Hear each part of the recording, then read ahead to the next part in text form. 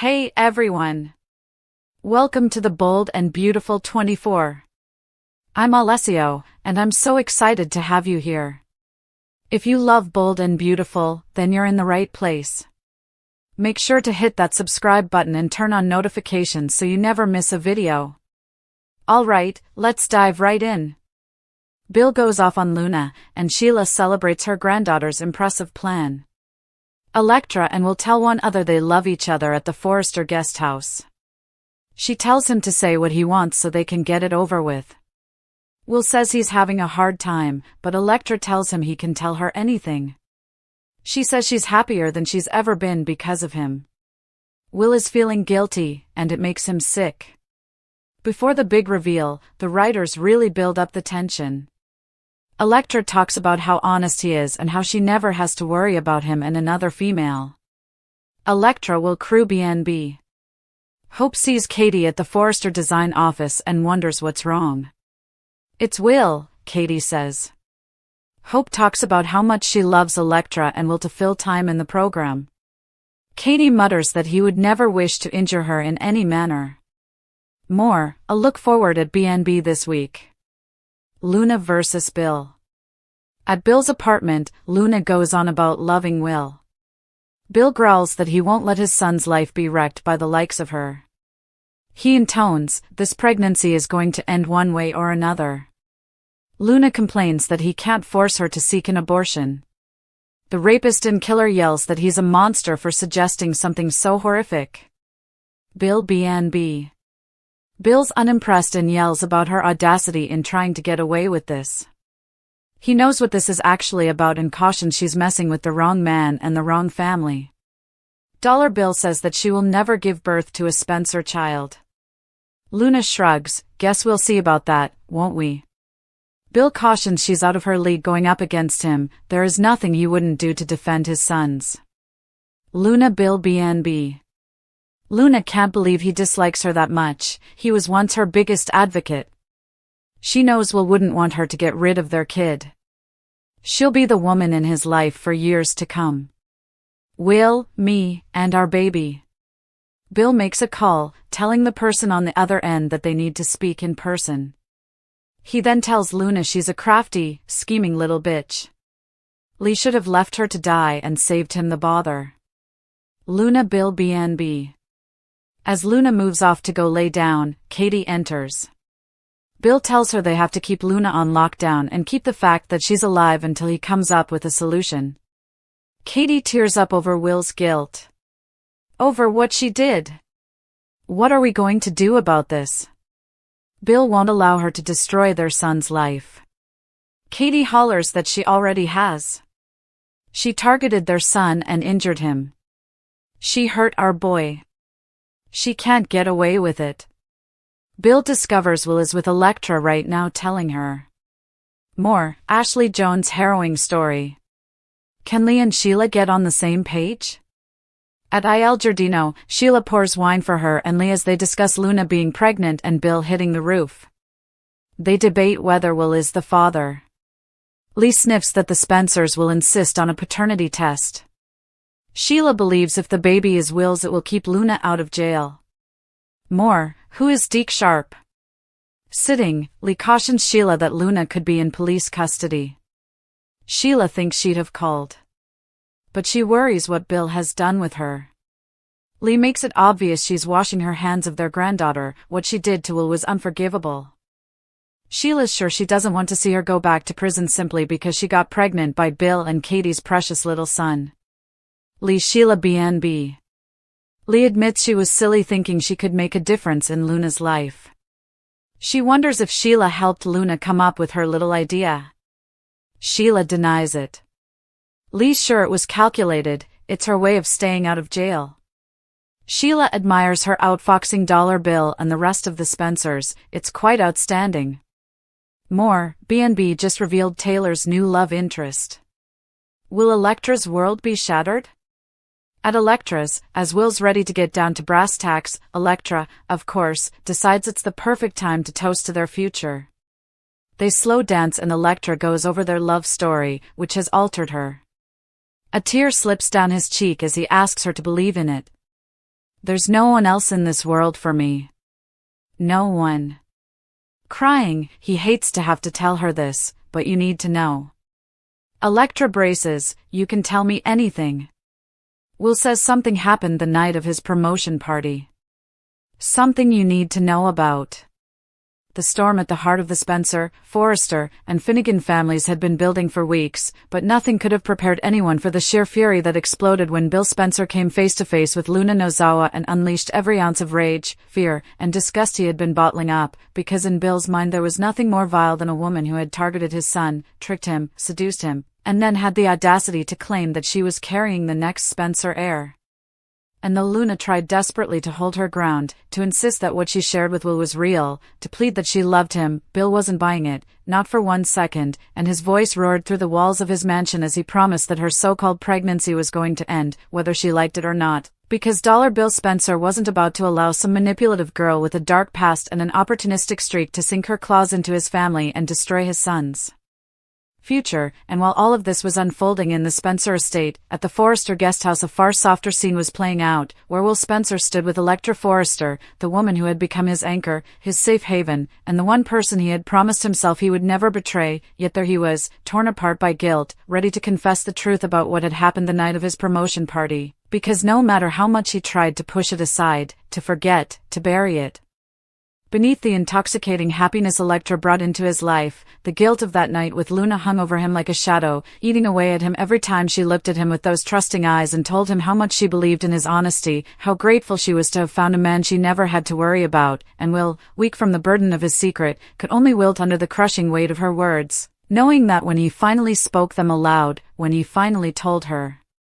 about Luna, the world they had built together would shatter into pieces, and yet he couldn't stop himself, because she deserved the truth, even if it meant losing her, even if it meant tearing apart the life they had just begun. And across town, in the Forrester Creations design office, Katie Logan found herself confiding in Hope, unable to hold back the torment that had been eating away at her since the truth about Luna and Will had come to light, whispering that her son was in pain, that he was being manipulated by a girl who didn't deserve him, that her sweet, sensitive boy had been scarred in ways he might never recover from, and as Hope tried to offer her comfort, trying to remind her of the love Will had with Elektra, Katie could barely hold back tears because she knew that love was tainted now, poisoned by what Luna had done, and no matter how much Hope wanted to see light in the darkness, Katie could only mutter that her son would never willingly hurt Elektra, never willingly risk her happiness, unless of course he had already been trapped, already ensnared, already manipulated into doing something that made him feel guilty every single day since, and that was exactly what had happened,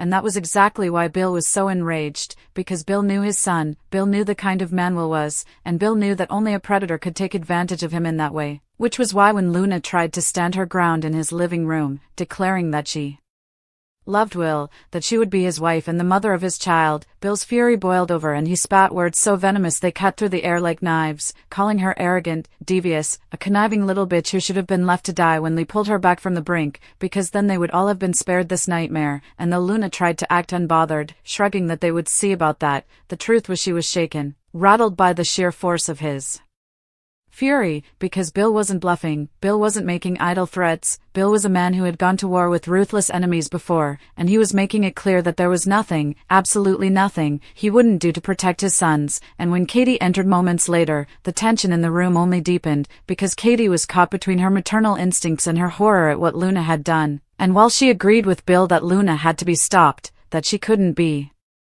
allowed to ruin their son's life, she also broke down under the weight of it all, crying out that it was already too late, that their boy had already been hurt, already been targeted, already been scarred, and as Bill vowed to find a solution, to come up with a way to keep Luna locked down and hidden away until he decided what to do, Katie demanded to know how they would ever undo what had already been done, how they could ever protect Will's heart when it had already been broken, already burdened with guilt he didn't deserve to carry. And as she shouted that Luna had hurt their boy, that she couldn't be allowed to walk away from this, Bill's phone call to a mysterious contact left no doubt that drastic measures were coming, that Luna's days of scheming were numbered. And meanwhile, at Il Giardino, another tense meeting was unfolding, this time between Sheila Carter and Lee Finnegan, two women bound together by blood yet divided by morality, sipping wine as they dissected the chaos that had erupted around their granddaughter, because while Lee could only condemn Luna, calling her actions unconscionable, swearing she wanted nothing more to do with the girl. Sheila, in her twisted way, couldn't help but admire what Luna had pulled off, marveling that she had outfoxed Dollar Bill and managed to tie herself to the powerful Spencer family through a pregnancy, whether real or fabricated, and though Lee sneered that it was all calculated, that it was nothing but a ploy to stay out of prison, Sheila found herself celebrating Luna's ingenuity, smirking that it was impressive to see the girl play such a dangerous game and hold her own against a man like Bill, because Sheila, unlike Lee, had never been one to balk at schemes, especially when they came from family, but Lee, shaking her head, declared that she had been a fool to think she could make a difference in Luna's life, that her attempts at guiding her had been wasted, and as the two women sat there in tense opposition, one washing her hands of her granddaughter and the other raising a glass to her cleverness, the stage was being set for even more heartbreak, because back at Electra's, the fragile illusion of happiness between her and Will was about to be shattered, as Will, overcome with tears, finally began to open his mouth, to confess that something had happened the night of his promotion party, something Electra deserved to know, something that would change everything, and as Electra held him close, assuring him that he could tell her anything, that she loved him no matter what, Will's voice broke as he told her there was no one else in the world for him, no one but her, and yet, even as he swore it, the truth trembled on his lips, the truth that Luna had taken something from him, the truth that his guilt had been eating him alive, the truth that would send Electra's perfect world crashing down around her when the words finally left his mouth.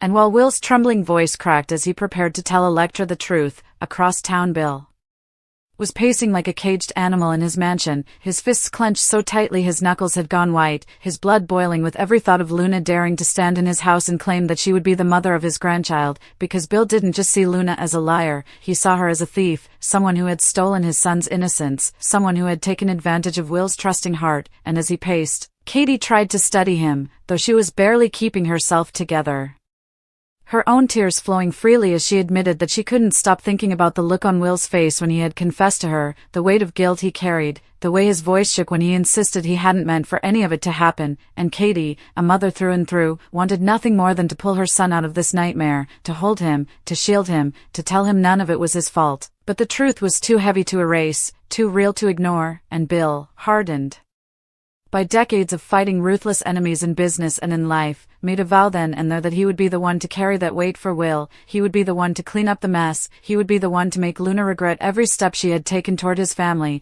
and when Bill Spencer made a vow like that, the world tended to tremble, because Bill wasn't just a man, he was a force, and Luna had no idea what she had awakened in him. Meanwhile, back at Il Giardino, Sheila's lips curled into that infuriating smirk as she swirled her wine, clearly savoring every word of Lee's condemnation, because where Lee saw betrayal and disgrace, Sheila saw strategy and survival, and in her twisted mind, Luna had finally proven herself as Sheila's granddaughter, as someone who could think on her feet, someone who could manipulate powerful men, someone who could keep herself out of a cage by turning the tables, and though Lee tried to drown her disgust in the wineglass Sheila had filled, her voice remained sharp, biting, as she told Sheila that admiration for schemes was exactly why she would never trust her, exactly why Luna was doomed, because blood couldn't erase the damage done by choices, and Luna had chosen to ruin Will Spencer's life, and that was something Lee couldn't forgive, wouldn't forgive, not as a doctor, not as a mother, not as a human being, and though Sheila leaned back and laughed softly, saying it was pretty impressive that Luna had Dollar Bill Spencer fuming